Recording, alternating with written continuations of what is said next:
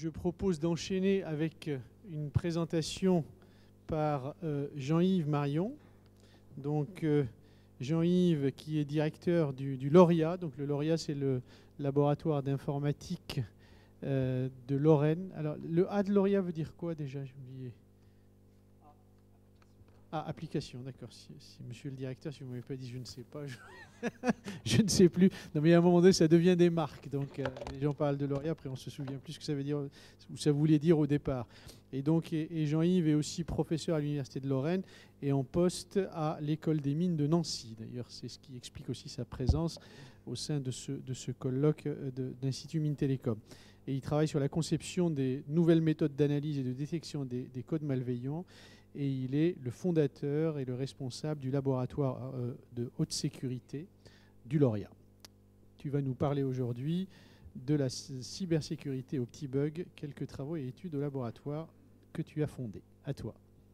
Merci beaucoup pour cette invitation à ce colloque. Donc je vais vous parler, c'est un exposé donc en 20 minutes assez court sur les codes malveillants, les virus. Et je parlerai juste à la fin, dans les données transparents, rapidement si j'ai le temps, de nos travaux de recherche actuels, donc à la fois au Lauria et plus particulièrement cette plateforme de recherche que l'on appelle le laboratoire de haute sécurité, comme je vous le montrerai dans un instant. Alors, essayons un peu dans ces 20 minutes que j'ai là, de disséquer ce qu'est une attaque actuelle, courante, sur nos systèmes informatiques. Donc vous avez ici un transparent qui vous montre en fait un schéma totalement classique. J'aurais pu faire un début d'un cours sur le web ou les applications web ou sur le réseau. J'aurais à peu près la même chose ici. Vous avez simplement votre browser préféré. Là, j'ai mis un moteur de recherche avec, je sais plus, Safari, Google. Vous faites une requête HTTP et puis il y a un gros serveur quelque part dans le monde et puis ça va interroger des bases de données suivant l'application que vous voulez. Donc, par exemple, si c'est Facebook, ces bases de données contiennent des informations personnelles qui sont sur vos pages Facebook. Et puis en même temps, il y a plein de choses, et vous le savez très bien, sur les côtés, il y a les publicités, il y a les applications que vous pouvez plus ou moins télécharger, que vous cliquez dessus ou pas pour télécharger. Et tout ça, eh bien, ça fait qu'il y a pas mal d'endroits où on peut avoir des difficultés, et il y a une place pour les attaques. En particulier, une attaque connue, ce sont les attaques avec les publicités qui vous demandent de cliquer sur un lien, vous cliquez sur un lien, et là, ça va utiliser ce lien comme un défaut sur votre navigateur Internet pour pouvoir faire une attaque. Ou alors vous avez d'autres types d'attaques. Ici, par exemple, j'ai cité celle où on aurait une injection SQL sur une base de données utilisateur. Donc la difficulté ici, c'est qu'il y a pas mal de systèmes différents, beaucoup de frontières à passer et des types d'attaques qui sont très diverses. Une autre sur laquelle je reviendrai, c'est celle qui est tout en bas, ce sont les applications qu'on peut aussi télécharger de manière un peu en toute bonne foi, et en fait, là, il peut y avoir un problème. Par exemple, un faux antivirus ou une mise à jour de votre lecteur vidéo préféré. Un exemple que l'on a beaucoup disséqué au laboratoire de haute sécurité, c'est l'exemple de Doukou, que je prononcerai Doukou, pour être politiquement correct, qui est un avatar qui est de Stuxnet. Stuxnet a fait beaucoup parler de lui parce que c'est le code malveillant qui a attaqué certaines centrifugeuses de centrales nucléaires, en particulier en Iran. Et il s'est passé que Doukou reprenait, vous voyez sur le transparent, il a commencé son attaque en 2010, il a été détecté en 2011, je regarde un peu au-dessus de mes lunettes pour ne pas me tromper dans les dates, donc entre le moment où il a démarré et le moment de sa détection, il est passé 1 an. Or, ce qui se passe, c'est que le code de ce code malveillant est très très similaire à celui de Stuxnet. Comment il fonctionne ? C'est assez intéressant à voir son fonctionnement parce que il utilise une faille, en fait plusieurs failles, mais au moins une, qui est sur le logiciel Word. Donc c'est un fichier Word qui va provoquer une erreur dans Word, puis cette faille va être exploitée, et cette exploitation va conduire à charger différents drivers sur le système Windows. Ensuite, et c'est là où ça devient un petit peu compliqué, c'est qu'il y aura une deuxième phase d'attaque. Une fois que les drivers sont installés, il va essayer d'injecter la partie réelle du code malveillant dans un autre logiciel, à la fois en le dépaquant et en le déchiffrant. Vous savez, les dépackers, c'est ce qu'on utilise tout le temps pour compresser et exécuter les programmes. Donc là, on a à la fois une attaque complexe en plusieurs phases, et d'autre part, du point de vue du code lui-même à analyser, quelque chose qui est assez compliqué parce que le code de Doukou est en plusieurs parties et surtout n'est jamais en clair. Il est en clair qu'un seul moment en mémoire quand il va s'injecter dans le fichier qui s'appelle service.exe. C'est tout.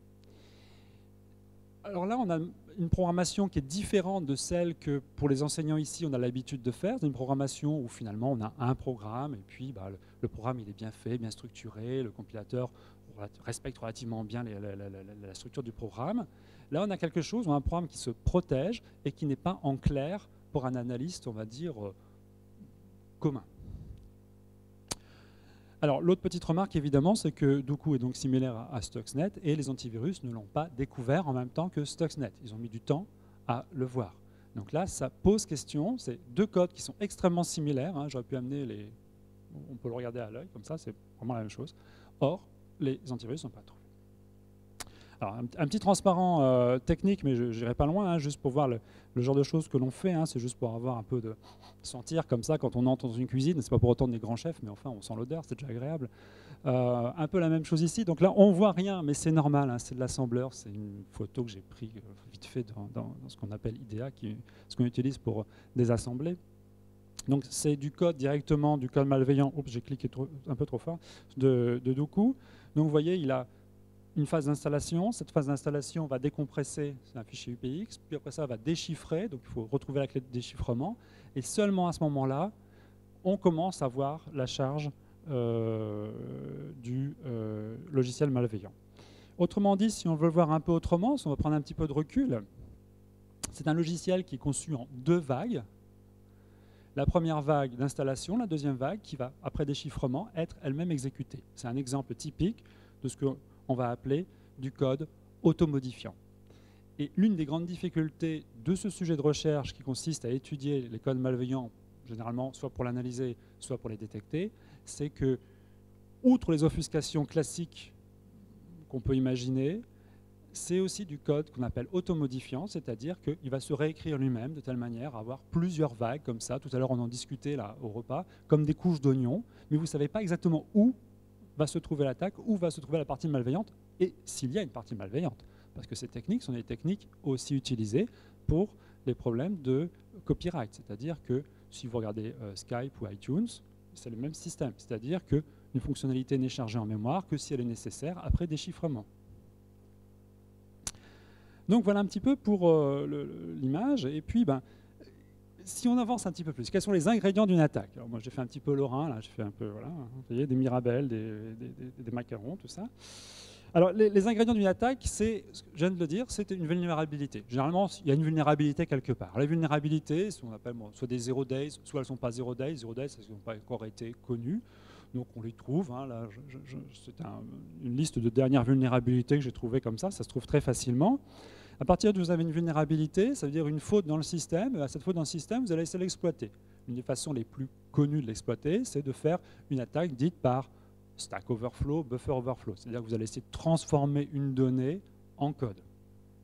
Ou alors, vous allez essayer d'injecter quelque chose dans du PHP pour que votre browser fasse une erreur. Alors là, ça met tout de suite, si on parle du côté maintenant là, je parle du côté de l'attaquant, hein, c'est toujours plus amusant d'attaquer que de défendre, hein, c'est comme ça. Mais du côté de l'attaquant, une façon de se protéger qui est importante hein, contre ces codes malveillants, c'est d'avoir des systèmes qui sont sûrs dans le sens où ils ne commettent pas d'erreur. Et c'est idiot, mais s'il n'y avait pas de bug, les attaques seraient rendues plus difficiles. Pas impossibles, mais beaucoup plus difficiles. D'où la nécessité d'avoir des outils, on va dire, complètement amont, de bon développement logiciel. Hein. J'en cite deux là sur le transparent, qui sont deux initiatives, on va dire, un peu jumelles, mais pas au même niveau. Le premier sur un compilateur certifié, C, comme CERT, et l'autre sur l'informalisation en coq de PHP, afin de vérifier les codes qui sont exécutés dans les différents navigateurs. Alors, ça ne suffit pas d'avoir un système qui est sûr au sens de la sûreté de fonctionnement, parce qu'il y a l'ingénierie sociale. Et ce genre de choses, regardez là, simplement, là, vous avez des vidéos. J'ai pris n'importe quoi, je ne sais pas trop ce qu'il y a. Hein.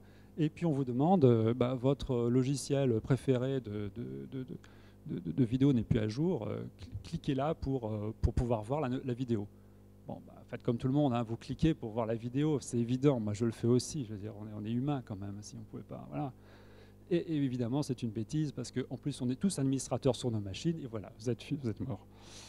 Donc, comme dit le proverbe, on ne peut pas patcher l'idiotie. C'est tout, c'est humain. Bon, je vais faire mais c'est humain, c'est bien, c'est comme ça. Un deuxième diapo là, sur WellDAC, mais je vais la passer rapidement parce que j'en ai aussi beaucoup trop de diapos. Je vais vous parler d'une autre qui s'appelle maintenant Watering Hole Attack. Alors, ça, c'est quelque chose d'assez connu, mais maintenant qu'il y a un mot depuis un certain temps sur le sujet, on peut peut-être plus facilement en parler. Parce que, vous voyez, l'ingénierie sociale, vous dites, mais oui, moi, je ne vais jamais cliquer là-dessus. Moi, je suis malin, je n'achète pas du Viagra sur Internet, je suis malin. Certes, vous l'êtes. Mais même si vous êtes dans une entreprise ou dans un institut qui se défend bien, qui fait attention à tout, il peut y avoir des attaques ciblées où l'attaquant sait quel groupe de personnes il veut attaquer et va donc, par exemple, cibler les sites Internet sur lesquels l'entreprise ou l'institut vont se connecter. Donc là, vous avez un schéma d'attaque un tout petit peu compliqué, mais réel, où le site légal, il est tout en haut. Et vous voyez, le site légal, il a été, entre guillemets, piraté. Donc il y a une petite injection de PHP qui fait que, j'ai plus que 5 minutes déjà, oh là là, qui fait que vous êtes dérouté. Et donc, c'est ce qu'on appelle une watering attack. Et comme vous voyez là, c'est comme l'histoire de l'éléphant. Alors, les défenses en 5 minutes, j'ai justement mis une mosaïque parce que vous voyez, parfois, on est vraiment en retard sur le sujet. Les défenses, la première chose à faire, c'est d'avoir beaucoup d'échantillons de code malveillant afin de les étudier. Pour les étudier, donc on a au sein du laboratoire de sécurité une base de données de code malveillant. Vous voyez les chiffres, hein, on a à peu près 6 millions maintenant de code malveillant. Et puis on a différents pots de miel et télescopes qui seront avec différents providers pour sur différentes lignes ADSL. Alors rapidement, les techniques antivirus, c'est essentiellement par détection sur des signatures. Des signatures, actuellement, celles qui fonctionnent bien, c'est comme des signatures syntaxiques, hein, des expressions régulières sur du code. C'est bien, c'est rapide, ça fait très peu de faux positifs, mais dès qu'il y a une nouvelle attaque ou une mutation d'une attaque connue, généralement, ça ne fonctionne pas. L'autre approche, c'est l'analyse comportementale, le troisième item. Donc c'est extrêmement prometteur, c'est-à-dire que là, vous allez simplement essayer de définir ce qu'est un comportement malveillant. La difficulté, évidemment, c'est qu'est-ce que c'est un comportement malveillant, et d'autre part, c'est comment l'implémenter de manière efficace dans un système. Ceci dit, il faut toujours, et là on va faire une page une slide de science, hein, quand même, que le problème général de savoir si un code est malveillant est un problème indécidable. Hein. Merci à Gödel qui est là. Hein. Donc, vous voyez, séparer le fait d'être suis-je malveillant ou pas, ça, on ne sait pas le résoudre. Donc, il faut forcément passer par des heuristiques. 5 minutes, c'est pour vrai, c'était pas une blague. Hein. Ah, c'est bon. Alors, hop, on va plus vite. On va au pas de course.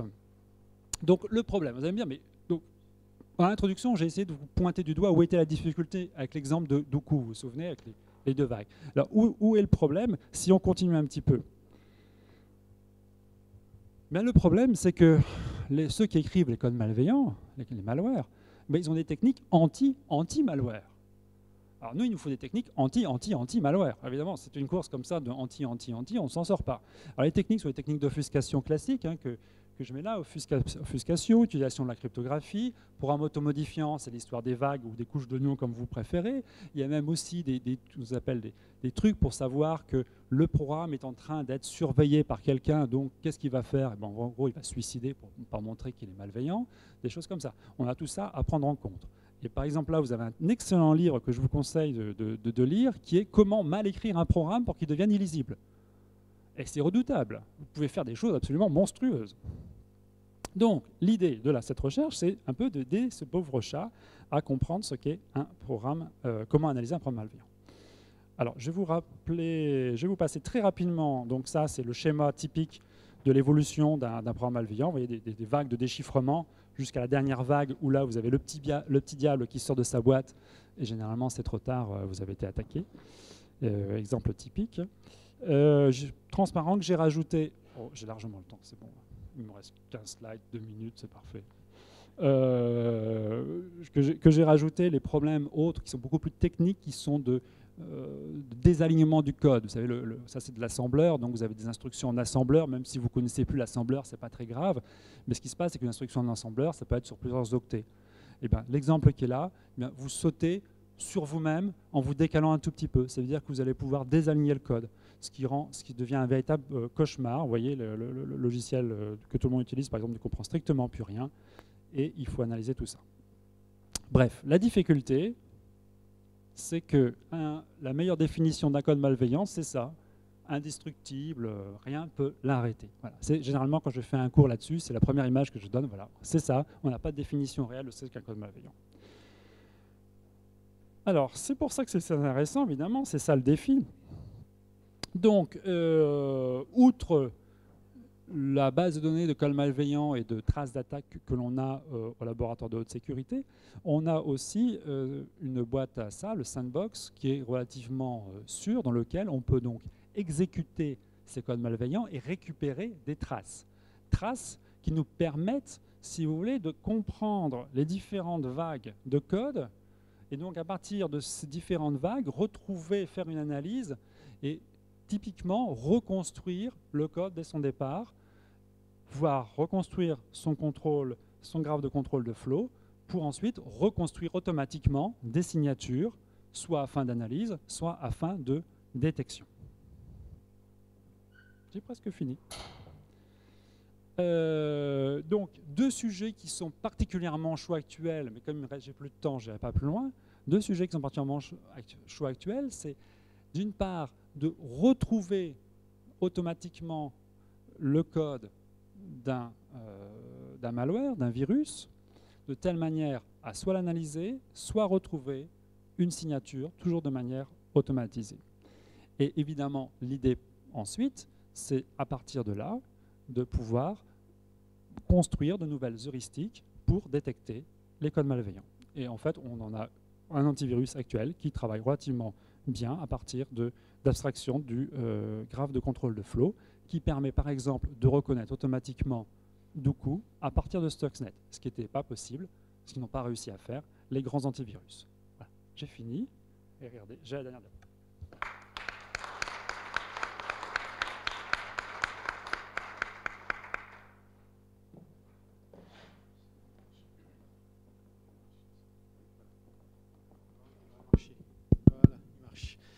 Merci Jean-Yves pour cette présentation extrêmement didactique de mon point de vue. En tout cas, c'était très intéressant. Je pense qu'on aurait écouté encore plus longtemps.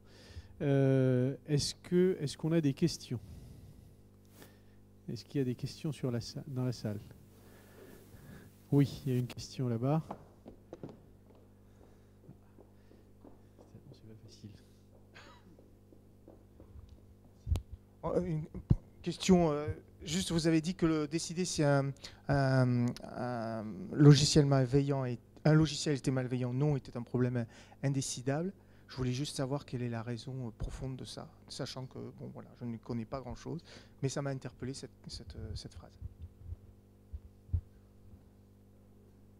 En deux mots, c'est difficile à dire. En fait, toute propriété un petit peu sérieuse sur les programmes est un problème indécidable. Au sens de Gödel, au sens de Turing, d'accord? C'est ce qu'on appelle l'utilisation. On utilise le théorème de Rice qui se revient au problème de l'arrêt, c'est exactement ça. Toute propriété, un tant soit peu pertinente, sur les codes de programme est indécidable. C'est-à-dire, est-ce que par exemple, est-ce qu'un programme s'arrête en affichant 0 à l'écran est un problème indécidable, d'accord? Et donc celui-là est très difficile. Et il y a plusieurs articles que c'est démontré. En particulier un article d'Adelman, celui qui a aussi travaillé sur le code RSA et sur le DNA computing, est un des pairs de ce résultat. Est-ce qu'on a d'autres questions? Il y a une question là et une autre de Martial. Oui, Martial Imberti, Airbus Cybersécurité. Est-ce que vous travaillez dans la même ligne que ce que vous nous avez montré sur les APT? Et est-ce que, par rapport à vos explications, quel lien vous faites sur les APT et qu'est-ce que les APT ont de particulier? On ne travaille pas dessus. On s'est vraiment recentré que sur ce que j'ai raconté, c'est-à-dire en fait l'analyse des binaires x86. Et c'est tout ce que l'on fait. Donc là, je ne répondrai pas à la question pour ne pas dire de bêtises.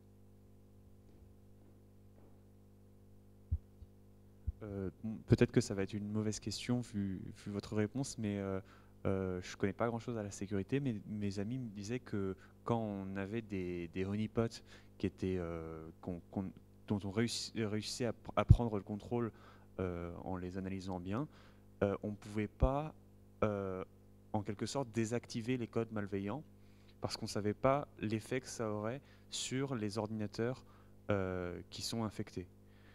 Et donc, en fait, ça me faisait penser que les ordinateurs qui étaient infectés, en quelque sorte, il fallait qu'on vive avec tant qu'ils étaient, tant qu'ils tournaient.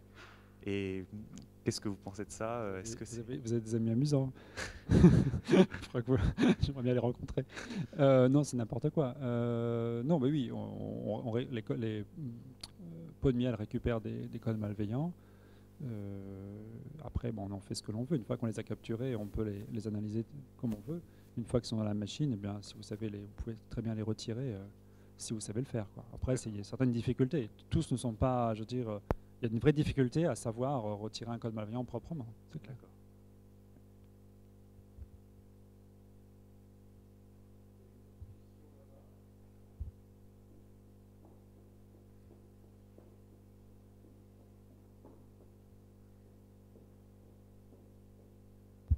Bonjour. En fait, je voudrais savoir les flash player attaques. Vous montez, c'est un fiche en fait. Mais comment ça marche en fait? Comment on utilise les flash players pour faire l'attaque? C'est toujours le même principe, c'est-à-dire qu'il faut créer une faute sur le lecteur flash, d'accord? Une fois que vous avez cette faute, alors si vous ne savez pas faire, c'est pas très grave, hein, vous l'achetez sur Internet, il y a des kits, donc ça c'est pas très compliqué. Et une fois que vous avez cette faute, vous avez la possibilité de prendre contrôle du lecteur. Et ensuite, le processus est le même que n'importe quel type d'attaque. En fait, ce qu'il faut comprendre, c'est il faut trouver une vulnérabilité qui est exploitable, d'une manière ou d'une autre, mais le modèle d'attaque que j'ai montré là, c'est toujours le même, c'est-à-dire que c'est une attaque sur un système qui est ouvert sur l'extérieur, hein, donc un lecteur flash, un fichier PDF par rapport au lecteur PDF, ou Word par rapport à son lecteur Word, etc. Cette vulnérabilité, une fois, va servir de porte d'entrée. Cette porte d'entrée va pouvoir ouvrir une seconde phase d'attaque, où là, vous pouvez soit installer quelque chose d'autre, soit faire tout ce que vous voulez. Okay. C'est toujours le même système, hein. C'est une attaque en 3 niveaux, en fait. Après, vous avancez. Merci.